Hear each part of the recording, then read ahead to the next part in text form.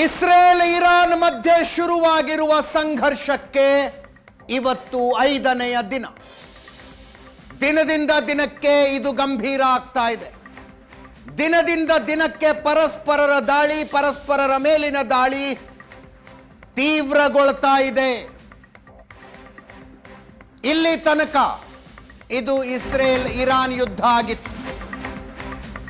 ಇದಕ್ಕೂ ನಮಗೂ ಸಂಬಂಧ ಇಲ್ಲ ಅಂತ ಹೇಳ್ತಾ ಇದ್ದ ಅಮೆರಿಕ ಈಗ ರಣರಂಗ ಪ್ರವೇಶಿಸುವಂತೆ ಕಾಣಿಸ್ತಾ ಇದೆ.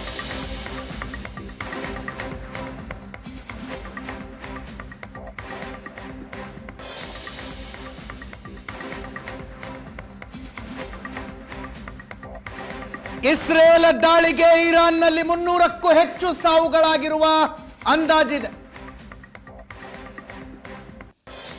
ಇರಾನ್ ನಡೆಸಿದ ದಾಳಿಯಲ್ಲಿ ಇಸ್ರೇಲ್ನ 25ಕ್ಕೂ ಹೆಚ್ಚು ಜನ ಮೃತಪಟ್ಟಿದ್ದಾರೆ.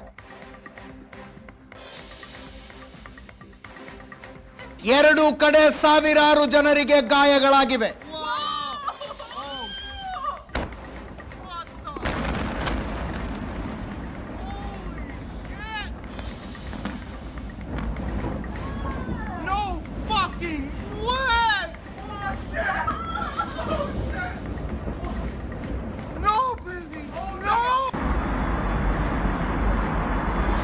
ಇರಾನ್ನಲ್ಲಿ 300ಕ್ಕೂ ಹೆಚ್ಚು ಸಾವಿನ ಸುದ್ದಿ.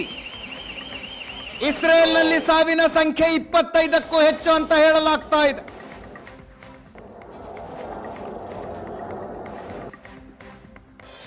ಇರಾನಿನ ಸೇನಾ ನೆಲೆಗಳನ್ನ ಮತ್ತು ಹಿರಿಯ ಸೇನಾಧಿಕಾರಿಗಳ ನಿವಾಸಗಳನ್ನ ಟಾರ್ಗೆಟ್ ಮಾಡಿ ಇಸ್ರೇಲ್ ದಾಳಿ ನಡೆಸ್ತಾ ಇದೆ.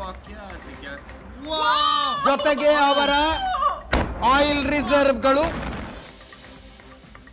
ತೈಲಾಗಾರಗಳು ಮತ್ತು ನೈಸರ್ಗಿಕ ಅನಿಲ ಶೇಖರಣೆ ಮಾಡಿಟ್ಟಿರುವಂತಹ ಜಾಗಗಳಿಗೆ ಇಸ್ರೇಲ್ ದಾಳಿ ಮಾಡ್ತಾ ಇದೆ. ಇಸ್ರೇಲಿನ ಸೈನಿಕ ನೆಲೆಗಳನ್ನ, ಅದರಲ್ಲೂ ಮೊಸಾದ್ ಹೆಡ್ ಕ್ವಾರ್ಟರ್ಸ್, ಎಲೆಕ್ಟ್ರಿಸಿಟಿ ಗ್ರಿಡ್ಗಳು ಇರಾನಿನ ಟಾರ್ಗೆಟ್ ಆಗಿದ್ದಾವೆ.